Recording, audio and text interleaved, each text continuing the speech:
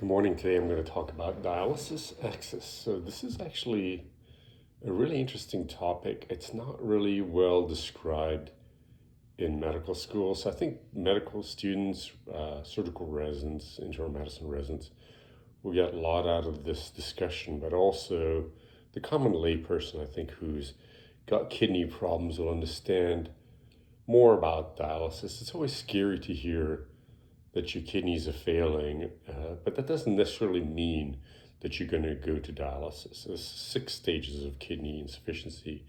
When you get to stage 5, and you'll kind of, if you ever get into this arena, you'll understand it.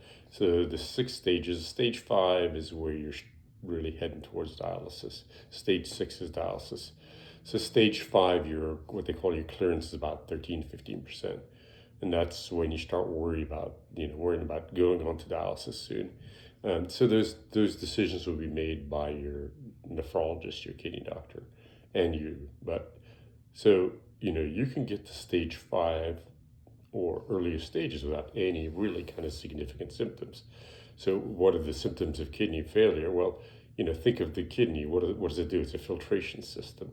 So it filters out the toxins in your blood that your body's always making, or external toxins or external stuff that you take in, like X-ray dye, for example. If you go to the CT scan with IV dye, what gets rid of that contrast? Your kidneys do, so they pee it all out.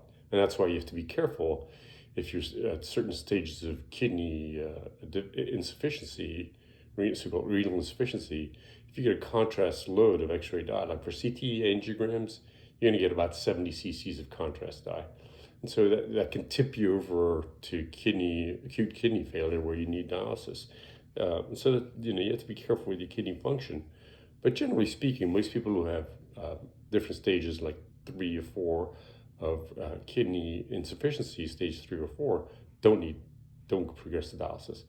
But let's just say you're starting to progress. What are the potential symptoms of renal insufficiency or kidney insufficiency? Well, like I said, it's a filtering system, toxins and water. So if you don't filter your toxins, your lab work looks worse. Your so-called BUN creatinine starts rising. BUN is blood urea nitrogen.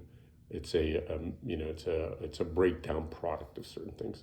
So BUN and creatinine starts rising. Your potassium can rise because your kidneys get rid of potassium. There's a whole bunch of different electrolyte abnormalities that you can get that you may not even know about, but. If your BUN and creatinine rises too high, then you start to get symptoms, such as nausea, lack of appetite, and then part of the other function of the kidney is to help generate red blood cells that carry oxygen. So if your kidneys don't work well, you can also get into anemic situations, and so you can feel fatigue. You just get tired a lot, and lack of motivation, lack of energy. So that's the toxin stuff and the kidney function stuff. And then if you don't filter enough water out of you may pee. You think you're peeing enough, but you're not really getting all the water weight out of your body that you're taking in. And so you may get extra water weight in your body. Well, think of this as like a circuit. If it doesn't get out of your body, where's it going to end up? It's this is a circuit. If it doesn't go through the circuit well and get exited out through your kidneys, then you're going to develop extra water weight in your body. Where's it going to end up? In your legs. You get leg swelling.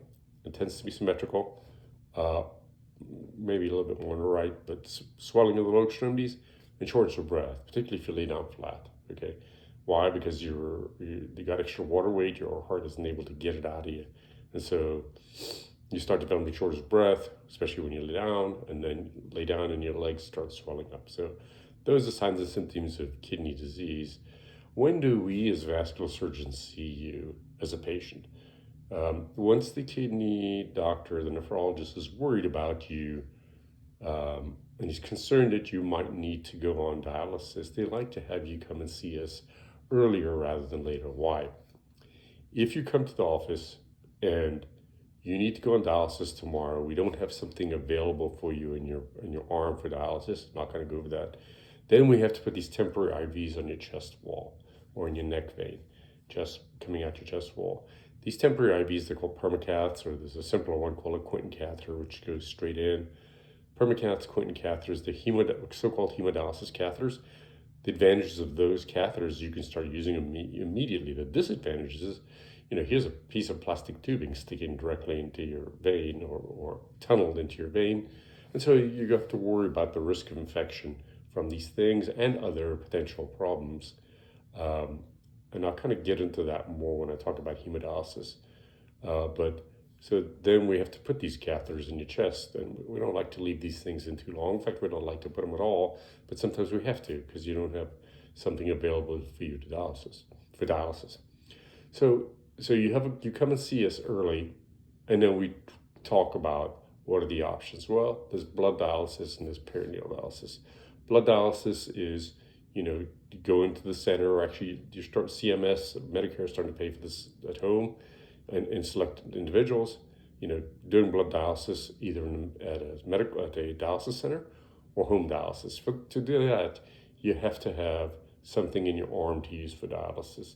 The old days, we used to have these catheters sticking out your wrist called Scribner's shunts. People don't remember those anymore. I'm too old. I'm old enough to remember those. We don't do that. There's nothing hanging out of you for dialysis when we're doing blood dialysis by the arm. So everything's underneath your skin. So there's two options. There's what we call a fistula, and there's what we call a dialysis graft. There's pluses and minuses of both of them, and again, I'll talk about that separately. So that's blood dialysis, and then peritoneal dialysis is where you use the surface of the peritoneum, the inside part of the abdomen. There's a large surface area there that can be used for exchanging stuff, good stuff or bad stuff. That has a catheter hanging out of you. Again, there's pluses and minuses of all this stuff. I need to spend a full session talking about these two modalities, but essentially, the nephrologist tries to get you to come see us early, even if you feel great, because they know that 6 months, a year down the line, you may need to start on dialysis, and you need something available for you should you need it 6 months down the line. That way you don't end up with these catheters hanging out of your chest. Next session, I'll talk about dialysis grafts and fistulas, why we like to do one or the other. And then we'll talk about peritoneal dialysis. We'll kind of touch on catheters, although we're trying to avoid them if we can. And then we'll talk about the long-term consequences of being in kidney failure and some of the misconceptions that people have about it. But anyway, interesting topic. If you have any questions, feel free to ask me, and I'll be glad to get back to you on it.